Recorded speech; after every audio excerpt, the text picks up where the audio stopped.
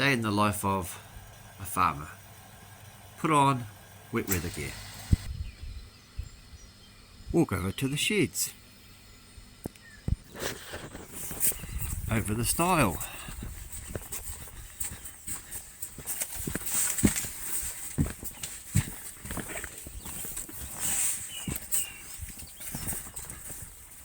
Past the rams.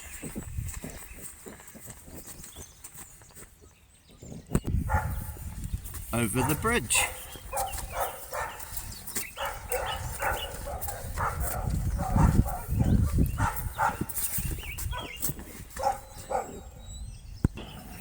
Let the dogs out.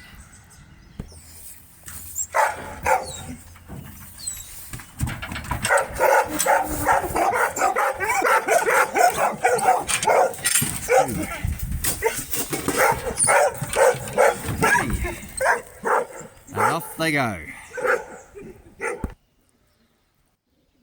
Get the motorbike and go and do the sheep. Shift the hoggets into there. Happy hoggets. Look the ewes.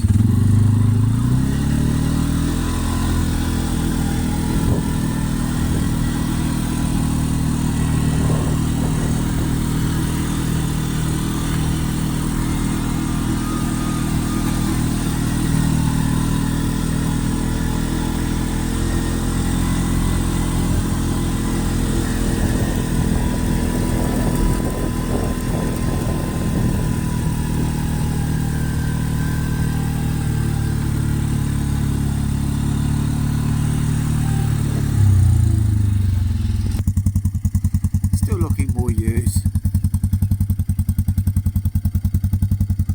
Ewes are female adult sheep,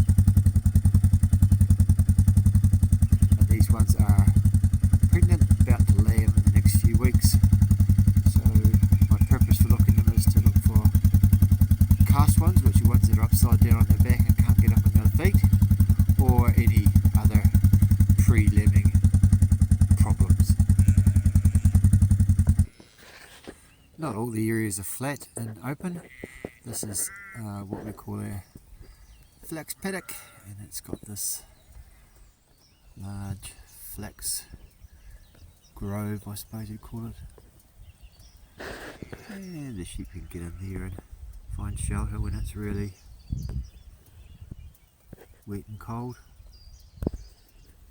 Just a native plant in New Zealand. I'm not sure if they're common to the rest of the world or not. That's what they are. And carry on looking sheep. This ewe had her excuse me. This ewe had her lambs early. So these lambs are about a week old.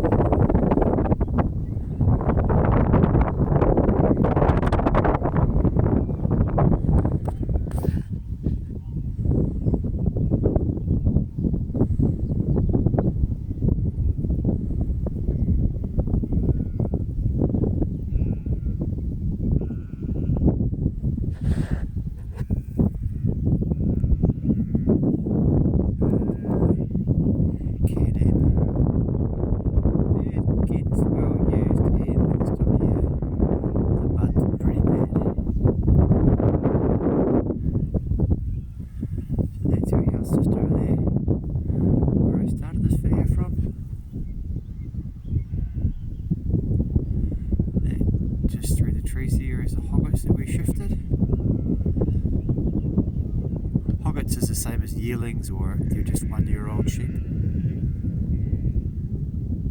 And just over there behind those trees is where the dogs are.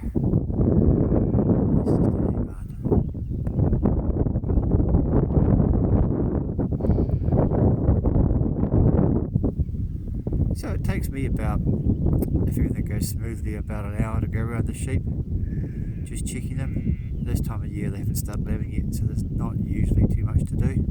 But once we start lambing, it'll take a lot longer to go around, and I'll obviously be attending to a lot more birthing issues and things with the sheep. And we're just coming into winter, so grass is at a bare minimum now. Hopefully it starts to grow. Well, it will start to grow soon. Be positive, Craig. So this is what a cast sheep looks like, and this is one of the main reasons I'm going around the sheep at this stage of the process. She can't get up. She's got a big fat tummy and she's got onto her back and she can't get up. And if I didn't come around and pick her up, she'd either die from starvation or she might, sometimes they choke. But either way, it's good that I found her before she's got any worse. So I can just push her up with my foot even, just because then I can hold the camera. Up she gets and away she goes. Now she'll be a bit wobbly to start with because a bit like pins and needles, I imagine. Her muscles have all gone to sleep, so she's going to take a wee while, but she'll get up and she'll be fine. Next job is to get the tractor out and go and get some baleage to feed the sheep. So today I'll probably feed about 3 bales of baleage out just around the paddocks, just so the ewes have got something else to eat apart from a little bit of grass. The baleage is not as good for them as grass, but it's just, you know, something else to fill them up. A little bit of extra. Okay, so that's what I'm talking about when I say baleage for people who don't know what baleage is. Baleage is preserved grass, so when we have a surplus of grass in the summer, we make it into these what we call round bales, which are wrapped in plastic like those ones you see stacked up over there. That enables the grass to remain in a reasonably preserved condition, and then when we've got less grass growing in the winter time, we just feed it to the sheep or whatever we have with livestock. So this is just grass. So it's not green anymore, it's gone sort of a brown colour, but it's still nutritionally quite good. It's not as good as fresh grass, of course, but you know, when you don't have enough fresh grass, this is what you give them.